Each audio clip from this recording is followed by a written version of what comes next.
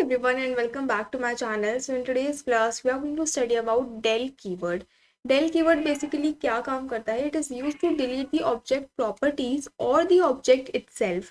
Basically what is happening कि जब भी हम अपने कोड के अंदर किसी भी ऑब्जेक्ट को क्रिएट करते हैं while creating a class, तो हमारा जो ऑब्जेक्ट है वो मेमोरी के अंदर कुछ स्पेस को ऑक्यूपाई कर लेता है.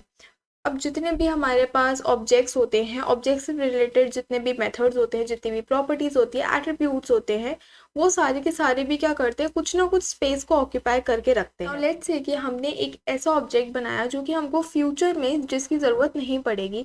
सो it's better to delete the attributes which are related to that object and in fact the object itself. उस ऑब्जेक्ट से रिलेटेड जितने भी हमारे पास मेथड्स हैं, जितने भी एट्रीब्यूट्स हैं, उनको डिलीट करना ही हमारे लिए मेमोरी ऑप्टिमाइजेशन के लिए ठीक रहता है. सबसे पहले हम क्या कर सकते हैं, सिंटैक्स क्या रहता है इसका. सबसे पहले we have to write the del keyword and इसके बाद हमारे सबसे पहले हम लिखते हैं अपने ऑब्जेक्ट का नेम. ऑब्जेक्ट का नेम लगा के यहाँ पर हम डॉट ऑपरेटर को यूज़ करते हैं एंड यहाँ पर हम लिखते हैं वो एट्रीब्यूट जो हमको डिलीट करना है. फॉर एग्जाम्पल यहाँ पे हम एक क्लास बना लेते हैं स्टूडेंट के नेम से. एग्जाम्पल से ज़्यादा बेटर वे में समझ में आता है. और यहाँ पर एक कंस्ट्रक्टर भी बना लेते हैं जिसके अंदर हम self and name as a parameter यहाँ पर पास करेंगे.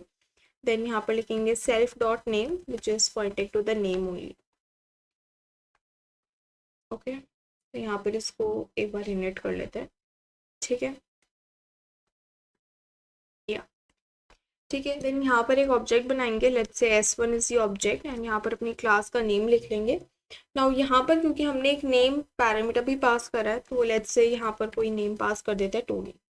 ठीक है, अब सिंपली यहाँ पर let's do one thing, S1 dot name यहाँ पर हम प्रिंट करवा देंगे.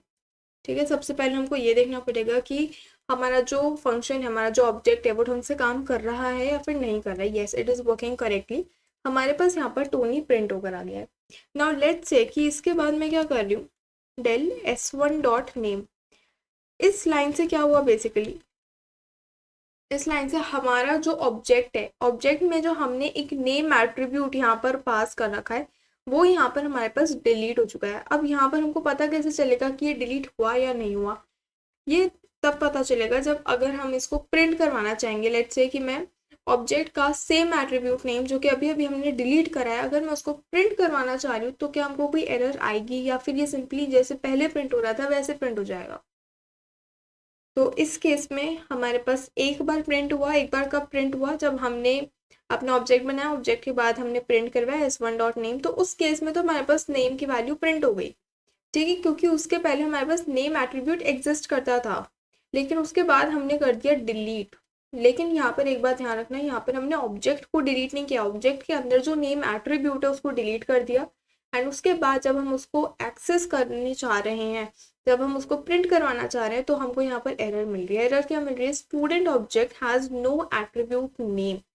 इसका मतलब कि हमने जो ऑब्जेक्ट बनाया है S1, जो कि हमारी स्टूडेंट क्लास का ऑब्जेक्ट है, उसके अंदर कोई भी नेम एट्रीब्यूट नहीं है. ऐसे ही हम क्या कर सकते हैं, हम पूरा का पूरा ऑब्जेक्ट भी डिलीट कर सकते हैं. उसके लिए भी just have to write del and हमारा जो भी ऑब्जेक्ट का नाम है वो हम यहाँ पर लिख सकते हैं. इसको रन करवा लेते हैं. पर लेट्स प्रिंट S1. ठीक है, इस केस में S1 जब प्रिंट करवाएंगे तो यहाँ पर भी हमको एरर मिल जाएगी.